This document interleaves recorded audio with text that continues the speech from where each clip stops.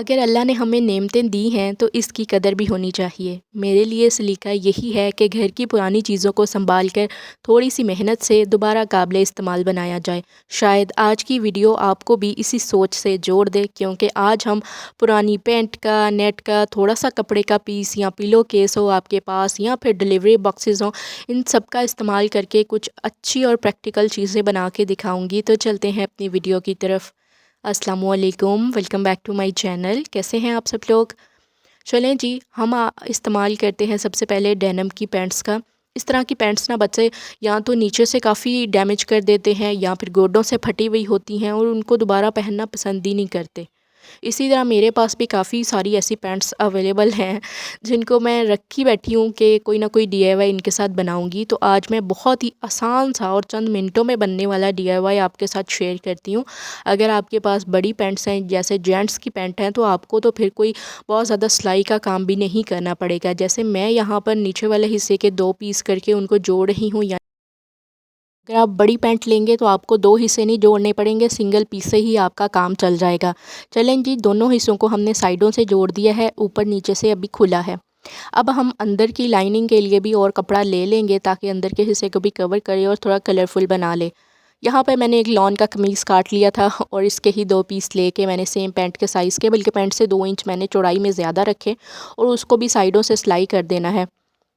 سلائی ہو چکا ہے ہمارا یہ کپڑا۔ سلائی کا یہ حصہ میں نے ریکارڈ نہیں کیا کیونکہ بالکل سیدھی سلائیاں تھیں، کیونکہ آج صبح ہی مارننگ میں ایک کمنٹ آیا ہوا تھا کہ ٹو دا پوائنٹ بات کریں، زیادہ گفتگو کرنے سے پرہیز کریں۔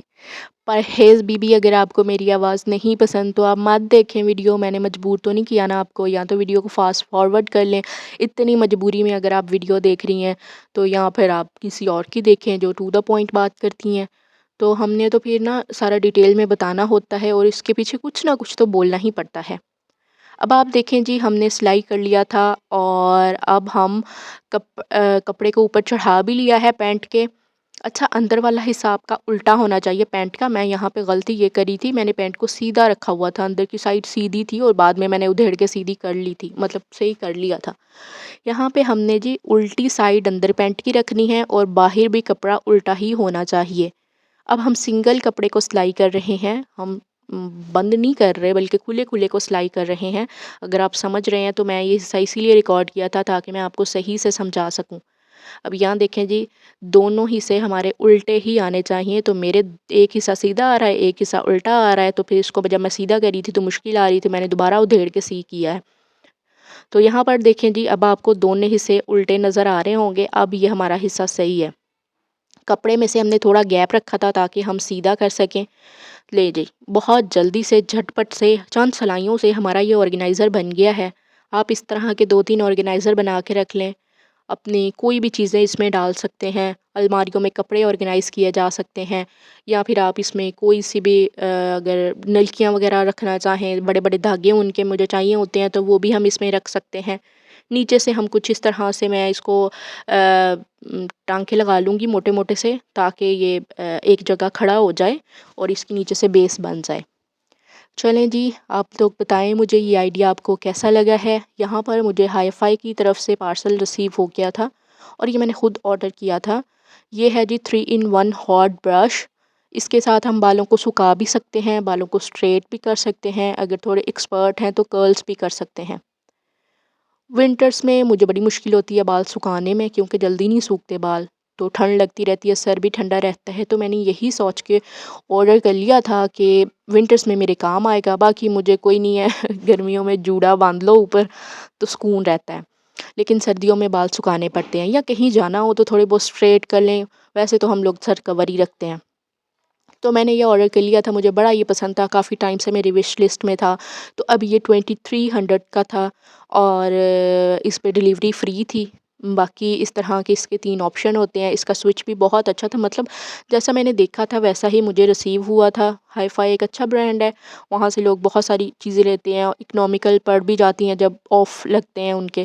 یہاں پر ہم اس کو لو میڈیم ہائی کر سکتے ہیں، اپنے بالوں کو سکھانا ہے، اسٹریٹ کرنا ہے، کرلز کرنے ہیں، تب بھی یہ اچھا ہے۔ اب ہم اس کو استعمال کرتے رہیں گے اور تھوڑے ایکسپرٹ ہوں گے کہ کرلز کیسے بڑھتے ہیں، تو وہ بھی میں ڈال کے دیکھوں گی۔ چلے جی، میں نے مقصد دکھانے کا یہی تھا کہ میں یہ ڈبہ یوز کرنے لگی تھی، تو ڈبے سے بھی ہم بہت اچھی چیز بنائیں گے۔ یہ دیکھیں اس طرح کی چیزیں نا بہت اسٹیٹک لگتی ہیں ویڈیو کی حد تک کسی کی پکچر میں دیکھے نا کوئی ایسا آرگنائزر پڑا ہوا، بہت پیارا لگتا ہے۔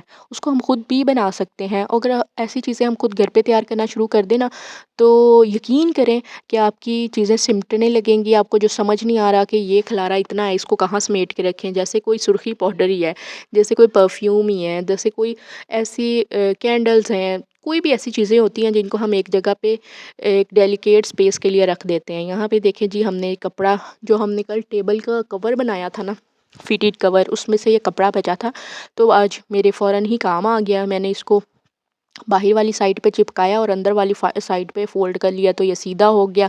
جو ہم نے فلیپ ریموو کیے تھے اس کے اوپر بھی کپڑا چڑھا کے اندر بیس بنا لی ہے۔ اب یہ ہم یہاں پر رسی لگا دیں گے، تو یہ رسی اس کو ذرا اسٹیٹک بنا دے گی۔ یہ تھا اس کا فائنل لک۔ آپ لوگ بتائیں آپ لوگوں کو کیسا لگا؟ مجھے یہ بہت ہی حسین لگ رہا تھا۔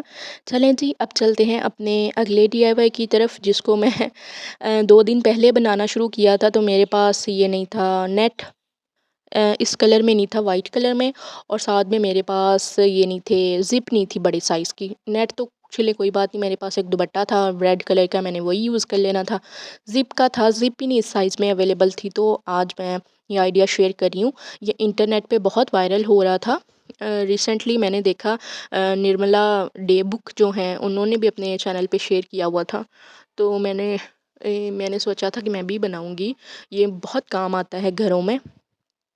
میں نے اس کے لیے پیلو کیس لیا ہے، پیلو کیس کو میں نے کھول لیا تھا، اور یہ میں نے استری کر کے اس کی تہیں بٹھا لی تھی۔ یہاں پہ میں بہت اچھے سے بنا کے آپ کو دکھاؤں گی تاکہ نا یہ ہمارا چلتا رہے، کیونکہ میں نہ کچھ سردیوں میں ٹرائی کرتی رہتی ہوں۔ میں چاہ رہی تھی کہ اچھا بنے اور صفائی سے بنے، میرے کام آتا رہے ہمیشہ، تو میں نے اس کے لیے نیٹ بھی منگوایا تھا اسپیشل۔ تو میں نے یہاں پہ نیٹ بھی اسی سائز کا کاٹ لیا ہے۔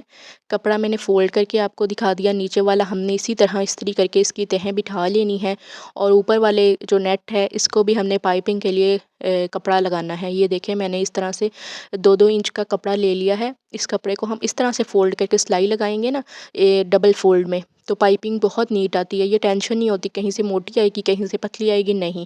آپ نے جب کپڑا ایک ہی طرح کا فولڈ کر کے ایک سیدھی سلائی لگائی ہوگی، پھر اس کے اوپر آپ دوبارہ سلائی لگائیں گے نا، تو نیٹ بہت آتی ہے۔ کہیں دوپٹے پہ پائپنگ کرنی ہو، کہیں پہ بھی آپ کو پائپنگ کرنی ہو، تو اسی طریقے سے کیا کریں۔